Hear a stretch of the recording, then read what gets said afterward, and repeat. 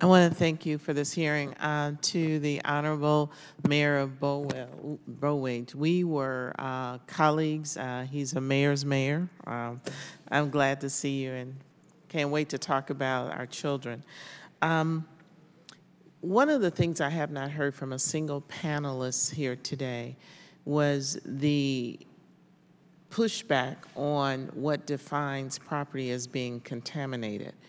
As we move forward today, conversation is about our EPA standards and qualifications. Mayor Robinson, you brought up asthma, which we know is directly tied to air quality and contaminants. I want to hear from you. I was a mayor for 14 years, and the question of if we don't clean it up, who will? I represent Detroit. We are the quote-unquote comeback city.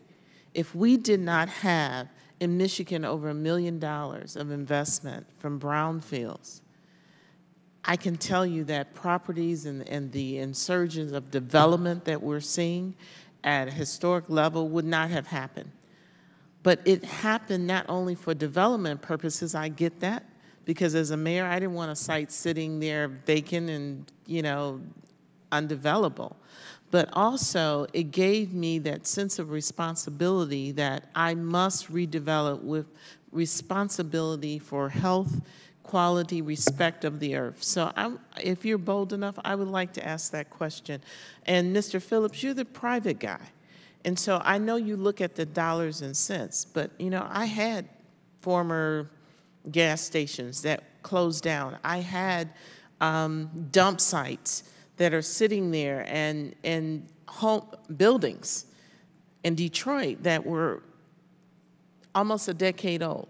I mean, I'm a century old. And the quality of the material and asbestos and everything that's in the building. So would you please talk to me about that? Take a deep breath. With regard to the question of how to define contamination, well, for us, our opportunity is to invest in places where we're wanted and invest in places where we think we're solving a problem.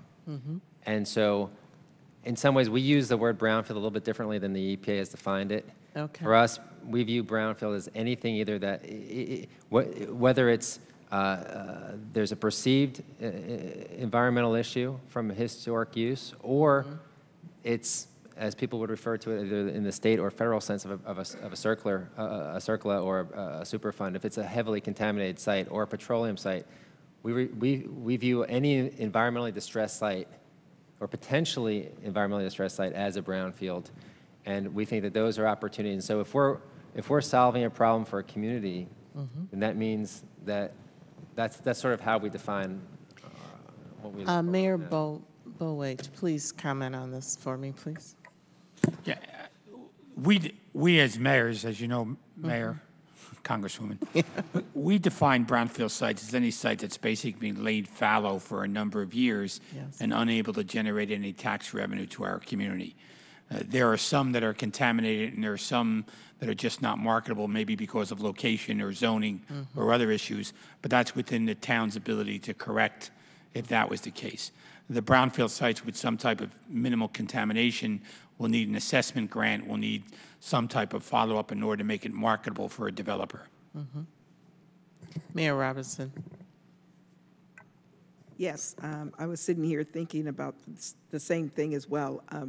Sometimes it's very complicated because the land lays fallow, but then we also have an absentee landlord, a person who is not interested in moving forward, trying to improve that property. So we have to spend a lot of energy, resources to try and either bring that property owner forward to work with us, figure out a way that we can mutually do something, because in the case of our city, Rialto, which is over 100 years old, a lot of land was bought by others and they've moved away. Now they're sitting back and waiting.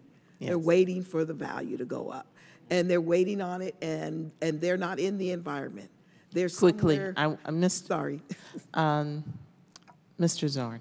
Yeah, zone. I'm sorry. Congress Lady, in your hometown, I mean, it took skillful coordination between the federal, Yeah. state, and local governments to clean up and make Detroit the comeback community it is. It's not only an economic issue, it's an environmental issue. Yes. And look at all those young people in your city who are suffering some ill health effects as a result of that. Yes. Thank you. I just want to make this statement before I close. Michigan, for every dollar invested, over $35 was generated in economic development. The brownfields work, I know that my city and that I represent would not be the comeback city and have the ability to grow and enhance the overall economic GPA of this country without it. So thank you so much.